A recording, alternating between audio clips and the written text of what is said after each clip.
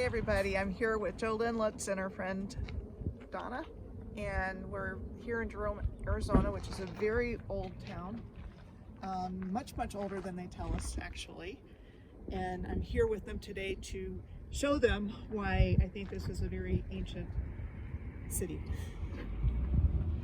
where there are very nicely cut and shaped megalithic stones.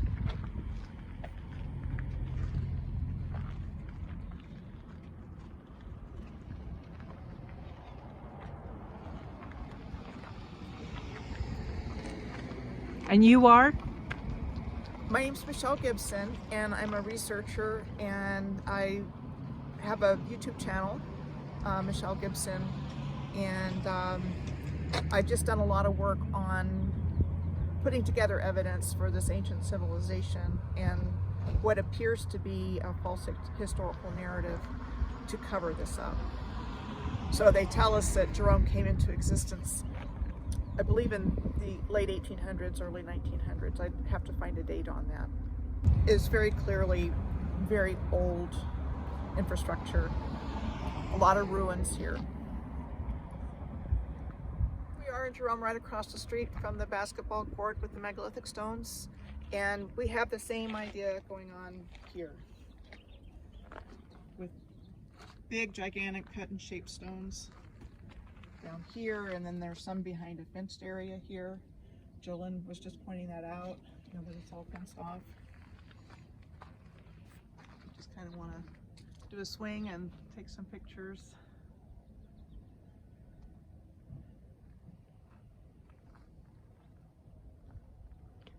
And you were pointing out the smaller stones that look like they were just kind of added maybe more recently, possibly.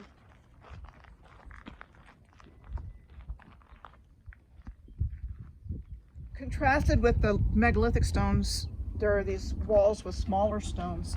I think the smaller stones are also very old, but these kind of look like they might have been thrown together perhaps more recently. Who really knows? Because, again, Jerome came into existence around the turn of the century, between the 19th and 20th centuries. So that's what they tell us. But again, there's very old things here. So we're at the front of a very old ruined building in Jerome. And this is what they say. Before the Bartlett Hotel, the Grandview Hotel, a wooden structure built in 1895 stood here as the first two-story building in Jerome. It had rooms for dances, dining, and sleeping. In 1898, the structure was destroyed by fire. The Bartlett Hotel was then built of brick in 1901. So they're telling us that this was built in 1901. It had 5 rooms for stores on the sublevel along First Street. The interior was lavish, with each room decorated in a different color. The office of the News, Jerome's longest running newspaper, was in the Bartlett for 20 years. The building also housed a bank, drugstore, offices, and shops. The building became unstable with the slides in the 1930s and was abandoned in the 1940s. The mining company sold portions of it for salvage in the 1950s, removing the entire top floor. Well, so that's what the narrative says, but let's take a look at this place. And as we walk around the building, you'll see more evidence of this, but if you look here on the right-hand side, you see old stone blocks in this part of the building, and you can actually see it on this side. So we're street level here, and then this whole thing goes down below us. And for me, this is classic mud flood evidence. And I'm going to be showing Jolynn and Donna other examples of this as to why when you see this kind of activity going on with the slant and the sublevels and everything else, that it just doesn't make any sense that you would build a building like this originally. And again, I'm not just going to give one example today. I'm going to give as many as I can find, and I know a few off the top of my head. So as we walk around, You know, again, that brickwork there is very old. So this was supposed to have been built in 1901, but you know, you see a lot of cracks going on. Just a really good example of something about the story that doesn't quite fit. And if you just kind of turn around for a moment, Jolynn, and you see the old stone wall across the street, that's all over Jerome. And Jerome also has a reputation of being haunted. They've got the haunted hamburger at the top there, but they do ghost tours and popular place at Halloween and that kind of thing. So we're on the side of the Bartlett Hotel, the so-called Bartlett Hotel. And you know, got the ironwork here. This post has Union Ironworks Los Angeles stamped on it. Again, they wanted to give it a newer feel. But then you get, you know, this old masonry stonework at the base of this building. So if you just turn around, Jolynn, you see more of the beautifully cut and shaped megalithic stones here, just right across the street from where we're standing. It's not natural. But we don't see it because we were not told anything about this, and just think, oh, well, that's just there, or normal, or a boulder, or whatever. I have a question for you. Sure. So a lot of people might think those stones came from the quarry. What makes them, in your viewpoint, possibly not? A couple of reasons. According to the history we have been taught, what technology did we have around the time that this was supposed to have taken place to be able to cut stones like that and bring them here? I mean, we're talking horse and buggy, right? From what we've been told. So to me, it doesn't add up. Okay. And you see, and again, you can verify from your own experience in your own travels. Have you seen that kind of stonework somewhere else? Okay. Very good. And where have you seen it personally? Right. So this is some of it here, right? I think that's old masonry. Yeah. Okay, now you were talking about the stonework and how it's going down. Very clearly it is angled. Why? Why angled? I believe that there was a cataclysmic liquefaction event. Some believe that it was caused by natural cycles. I personally believe it was deliberately caused. And it kind of wiped this original civilization off the face of the earth. And then I believe what we would know as the cabal today, or the controllers, or the deep state, all the big names, the Rockefellers, the Rothschilds, the DuPonts, these families that we know as the wealthiest families, or the 1%, were involved in shovel ready. They came in and they dug out enough infrastructure to restart the civilization and bring us the world that we live in today, motivated by power and control and greed. Had a deep sublevel at the front of this building, but as we go down, we see some floor activity going on here that's not at the same level as that, but we're still going down, junky rooms, you know, signs of ruin for a building that's supposedly 120 years old. And then they put this bizarre artwork in here. Great idea. And then somebody really kind of has a twisted thought process going on here, because that looks kind of torture chamberish to me. The bedtime at the Bartlett Hotel. Yeah. Interesting. That human figure would be a golden body. This is interesting. Let's think about it. A golden body that's being forcibly held back by chains. I know what that tells me. What does that tell you? That they're trying to keep us from attaining that state, whether it's that body's kind of off the ground. So is that a light body that's trying to return to source? But I think that, to me, that would be a meaning that I write into that. That is not a happy concept to me. We're standing behind the Holy Family Catholic Church in Jerome, and this is a really interesting place. And Joel, and I kind of want you to kind of see what's going on up there with that part of the church. There's levels there. This old stone wall going down towards the fire department, and I've seen fire departments that look just like that in many different places all over the world. And the back of this building has a lot of stuff going on. So you've got the brick in the center, you've got bricked up windows there, and I think that was done on purpose. You've got what looks more like a door than a window in the middle of the building. And then you've got this old stonework down at the bottom. You've got what looks like wood on the right side and the left side, but they're two different styles. Pretty shabby looking, actually. Not really pretty at all. And your best guess On what's going on here? I'll show you. Okay. You know, again, it's not even, and you see this throughout. I just kind of want you to look around behind you. You've got all this subterranean activity going on up here. And over here.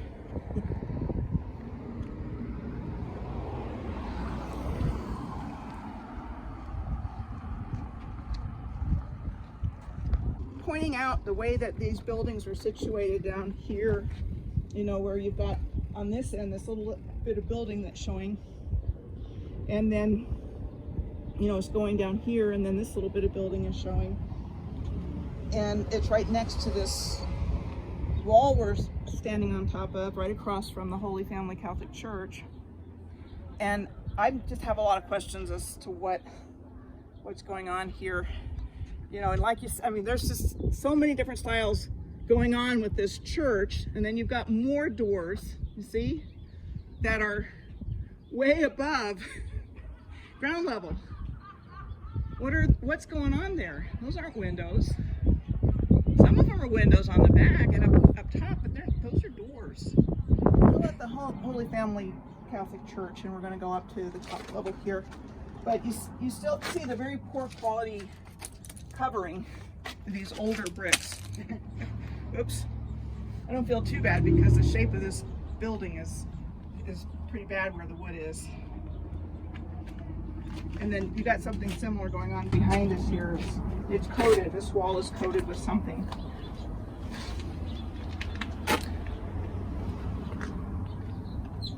So I can only guess that there's stones underneath there. More of the same. So we're heading up to the top part of this building, and you see that this stairway here that's already shifting, breaking up. When you see more cover up of these stones, you know, look at what you see across the street. We'll see when we get up to the top here. You see those big stones?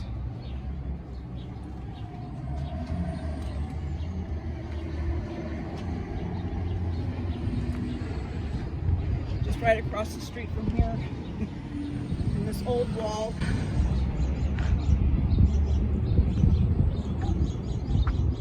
I wanted to show you the front of the Holy Family Church for a reason. So we came up several flights of steps. You see this same slant going on here, with part of the building higher up, so to speak, than the other. And just like we saw down at the Bartlett Hotel. And what I'm finding is that these buildings were part of a frequency resonating and generating system that I think was connected worldwide and was part of the free energy, how it all worked together. And I'm going to show you a place down in Prescott.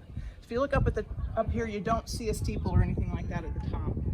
I'm going to show you a similar building in Prescott where it shows that there used to be a steeple and there's not one anymore.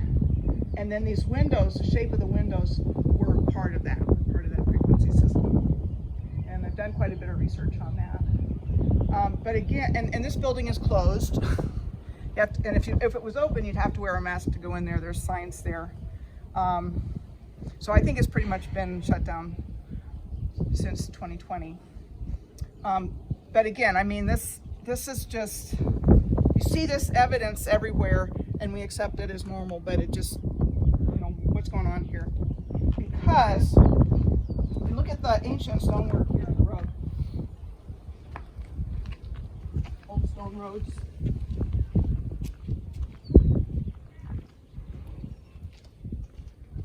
So you've got more of this below ground activity here. This is the street level, and you've got all of this stuff going down, and there's several levels beneath us of underground building. And again, because we haven't, this is all removed from our awareness, we don't question the narrative because, oh, they must have built this way because it's on a hill or something like that. But again, I'm going to show you more evidence today of why there's something to this. So Michelle, you were talking about how these streets possibly could have been flooded and the ideas with mud on purpose. And the reason that you're believing this is because they didn't want to know that this could have been level at one time. So if that's the case, why the mud? Why couldn't it just be a flash flood here in Arizona that happens? Because the evidence of this is in photographs that you can find on the internet. You really have to just search for mud flood, and there's tons of images. And I didn't know about it when I first started doing my own research. I was following cities and places in alignment that I found, and I got a lot of information there. So I got connected with somebody in the mud flood community after I started doing my research, and when I saw what he was looking at, I thought, well, we're looking at the same buildings. And then I started to look into it a little bit, and it made sense to me. And then when I do my research, or when I started to do my research, I would look at specific data points on alignments, and I would see pictures of places that looked like they were covered in mud. So whether it was one event that caused this or a series of events, you can just search for mud flood online and see what pictures come up and decide for yourself if you think that has merit. And I'm just sharing what I've seen in my own local area, about 20 miles from where I live, that to me speaks of this. Point out the Hotel Connor here with the way that it's laid out on the corner. I see examples of that exact same layout in cities all over the world.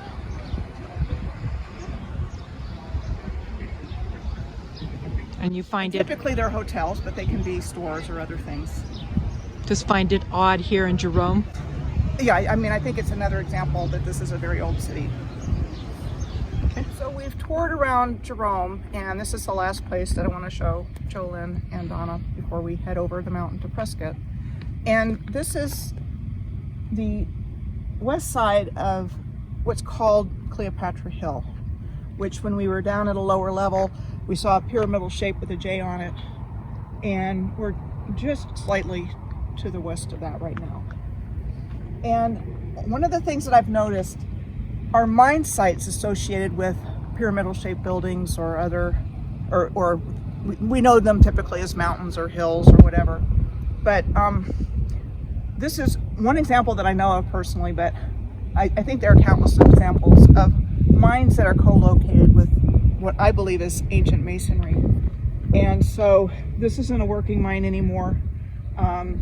This area was mined for copper and I believe gold as well, and probably silver. It was a big mine in the late 19th century, early 20th century, like Bisbee, Arizona. A very similar story. And it was a very productive mine. And, I think there was something going on with these precious metals and crystals and the original civilization. Again, you can do your own search and see what you think, but I'm pretty sure that these mines were in conjunction with very ancient infrastructure. So Orion comes up, and is there any connection with that?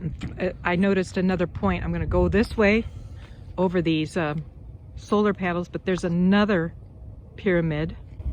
And then there's some over in that direction too. And then you're pointing over here, back in there. And then we're circling clear around back over to And then there's one there. Cleopatra here. This is known as Cleopatra, which I find this one here. interesting. And all of these are called the Black Hills. Why? I think they're telling us something without telling us. They're telling us personally. But, What would that be? that would be that the original inhabitants of this civilization were melanated. So a lot of times, Michelle, these things are covered up and they have fences so you can't get into them. This is clearly fenced off. I asked if we could hike a little bit up. And what do you say? No, and there's a fencing going up Cleopatra Hill over there. They're not going to let you go up there. And there's a lot of public hiking throughout the Verde Valley. Sedona is known for hiking, but not here. Mm-hmm. So very interesting that they like to keep us out. That we should be questioning. Thank you for taking us here. Woohoo! You're welcome. All right. Hi, we're now in Prescott, Arizona, and this is the Prescott Center for the Arts today. And we're going to do a walk around this building. But before we get started, I want to draw your attention to this land feature behind us, and that's called Thumb Butte. And it's in a nice alignment with this building. And Jolene, if you can come down this way and kind of pan from there to here, and it appears to be in an alignment with this building, the Butte and the Prescott Center for the Arts. Or in this direction, you have a shape with a P on it, like what we saw back in Jerome with a J on it, with a flat face. And we'll see that more clearly when we go closer to it. So it appears to be an alignment between Thumb Butte, this building with a tower, and that shape with a P on it. That pyramid shape with a P on it. And we saw some places in depth in Jerome, like the Holy Family Catholic Church, and this was said to have been a Catholic church, and also at the Bartlett Hotel. So I want to show you the same phenomena here. We have street level. We have this much of the building showing here on this end, and we've got very old stonework at the base of it. Okay, then you've got the brickwork. It's a pretty fancy brickwork all the way around. So as we walk in this direction, we're going uphill on a slant. We've got this below ground activity going on below street level. As we go up, your older stonework here is getting covered up as we go. So down here you see the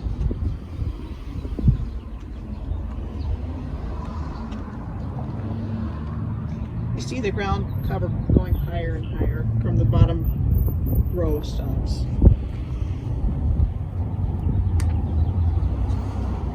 We're still on the slant.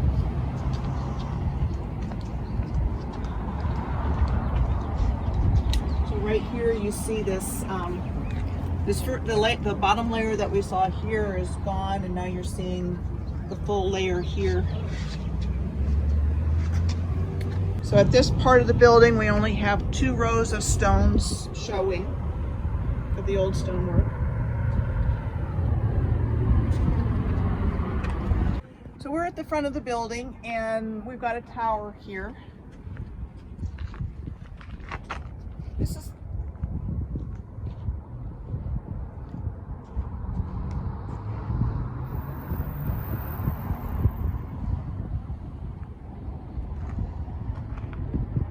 So before this was the Prescott Center for Performing Arts. This was the Sacred Heart Catholic Church and Rectory. And Jolene, if you can get close to this photo, you can see at one point in time there was a steeple on the tower. It's not there anymore. So this was said to have been built in Sisters of St. Joseph came to Prescott in 1878. Money was raised for a hospital to be run by the sisters. And by 1881, the hospital had been completed on North Marina Street. In June of 1891, construction was started next door on Sacred Heart Catholic Church. And they give us who it was designed by and all that stuff. So the first services we're told were held in February of 1895. So what it says is that Sacred Heart Catholic Church is a substantial brick structure in the sober Gothic style, whatever that, this is the first time I've heard sober Gothic style. I've heard of all other kinds. Featuring pointed arches, decorative brickwork, and 2 colors of local rhyolitic tough stone for trim and the foundation. It is one of the best examples of religious architecture in Arizona. Originally, the church had a steeple 115 feet tall. After being struck by lightning several times, it was removed in 1930. So that's what happened to a lot of the original technology on these buildings. You see the buildings today with something missing, and usually a steeple, something along those lines. So they took them down. It's like it was dismantling this free energy system. And I think that's what happened to the church that we saw in Jerome. I think it probably had a steeple like that, but it doesn't have a nice sign like this to tell us that. Okay. So let's continue on around the building. Okay. So here we are on the other side of the building. You've got your double row rolled stonework here towards the front, and again we're seeing the slant and more layers of stone underneath the ground level of where we are.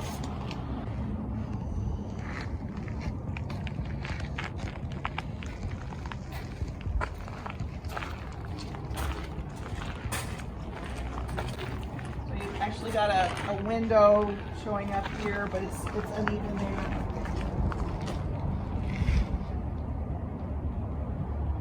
More layers of stonework.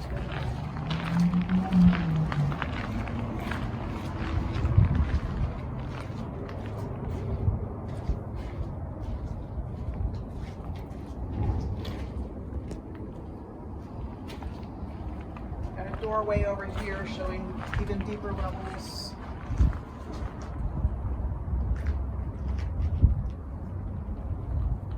You've got this bricked up archway here, and something that looks an indentation in the side for some reason. In a lot of places you'll see the same kind of arch, but it's like maybe that much of it showing instead of this much, which is even stranger looking. And then it's those same thing going on here. It's kind of getting deeper, and we go back out onto a parking lot. This is the Natural History Museum or Institute in Prescott, and if you look at it again, you have the slant going on. More and more of the lower level being visible, and the building is made out of very large stones. I'm going to say granite stonework of some kind of, clearly a hard kind of stone. Like not easy to cut back in the day. But this is just a really interesting looking building here, and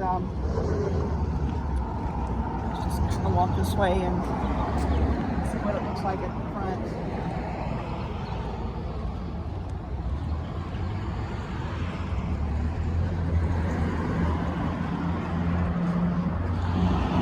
Let's say that's granite. What do you think? Close up of it? Is that granite? Pretty hard. It sure looks like it to me. So this beautiful building made of big granite blocks. I don't know the history on it, about it, or the year that it was constructed, but interesting.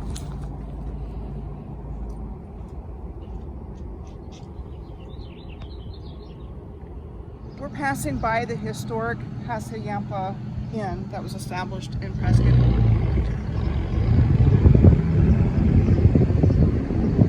In 1927. Beautiful brickwork.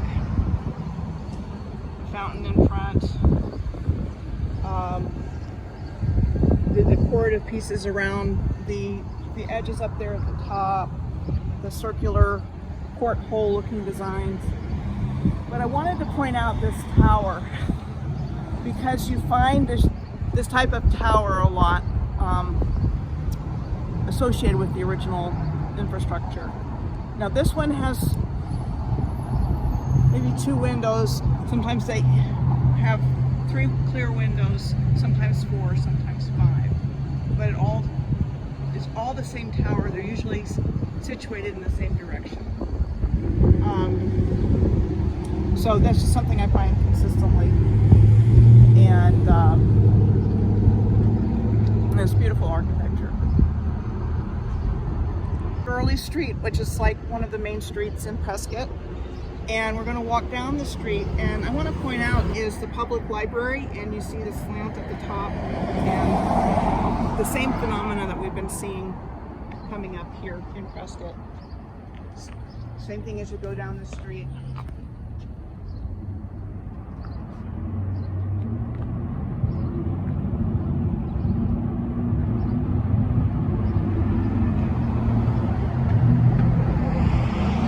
Old architecture, and we're going to go ahead and walk down the street, and I'm going to point out a couple of things.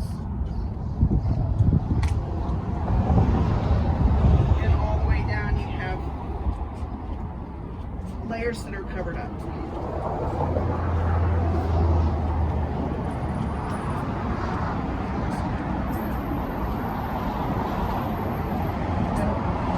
And uneven entrances and doorways.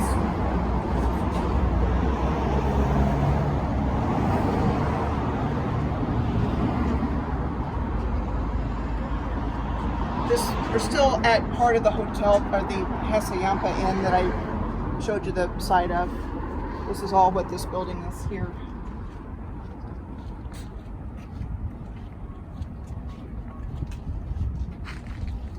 It's street here, and up at the top here, that's where ground level is. And if you keep going down the street here again, you see that same uneven slant going on, where the building's not level to the ground as you go down. We're further down on Gurley Street, and I wanted to share this location that I found the last time I was here. Erected in 1901, and you got these beautiful, smooth columns, stone columns on either side. And then here you have pavement lights, or prism lights. Most of these are gone. They used to be everywhere. Apparently they used to be all over the world. I know California had a lot of them back in the day. But for whatever reason, these prism lights are, for the most part, no more. So I found it really interesting to find an example of them here in Prescott. And I think the idea is, Stuffed Beagle, a YouTuber, has done quite a bit of research on these prism lights, and he and I kind of had a joint collaboration a couple of years ago that I've got on my YouTube channel. But they're for underground lighting.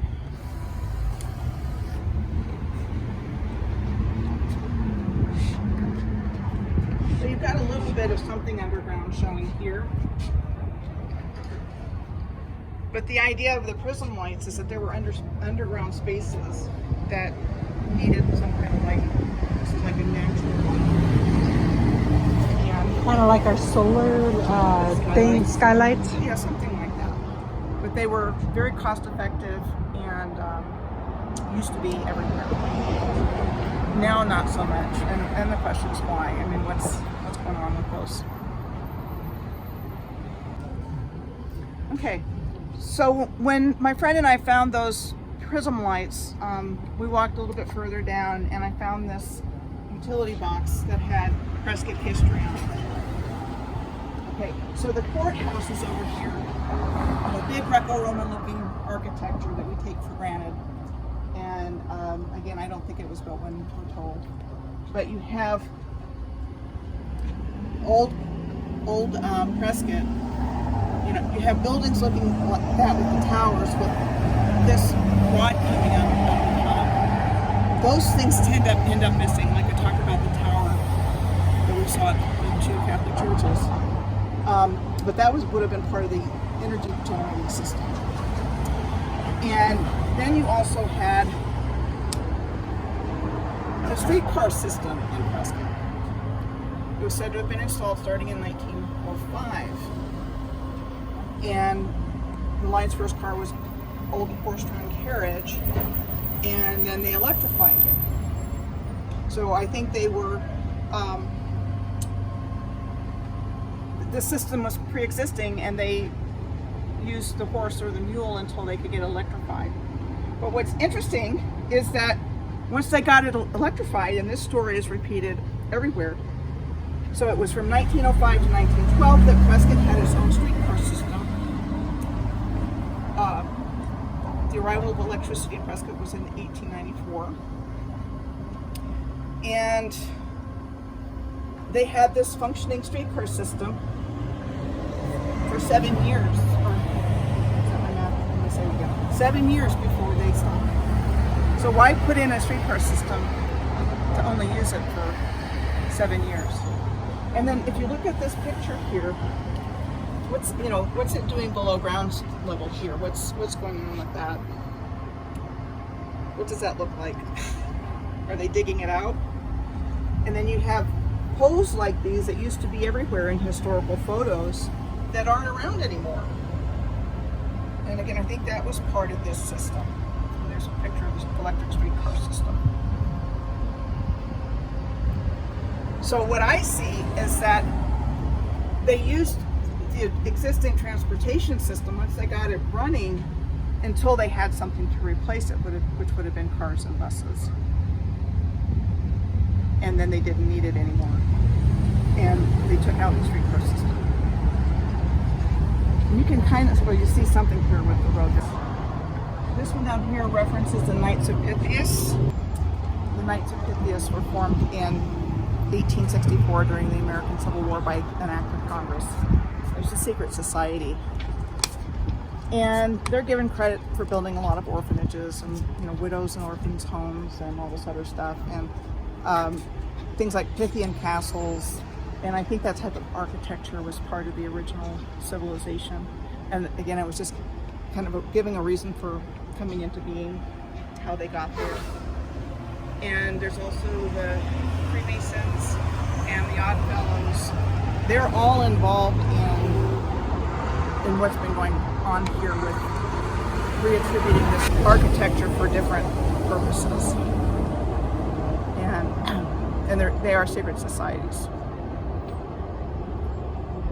And you see this all over this out-of-the-way town in Arizona, like you do in other places. You see this Greco-Roman architecture style everywhere. The ornate columns and everything else looks like something you'd see in Europe.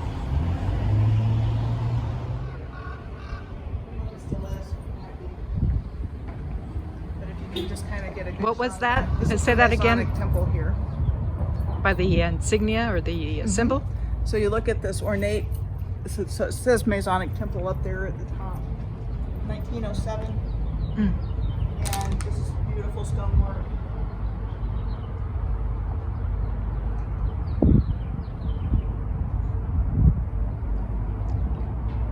So they're a big part of what's responsible for what we're told today.